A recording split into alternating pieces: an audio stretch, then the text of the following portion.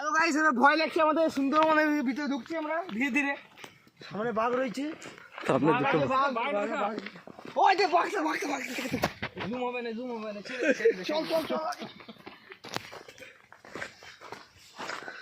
আমরা ফোনটা দেখতে জানি না, কিন্তু তুই থাকবি না। ঘোড়াকে হাঁক দেওয়া লাগে গেল নাকি? এই পাতাটা নর্মাল পাতা হয়, এই পাতাতে ঘোড়া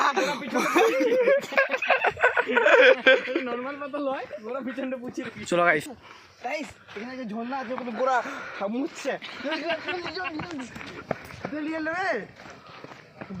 দারুণ ভিউ জায়গা, প্রচুর ভালো।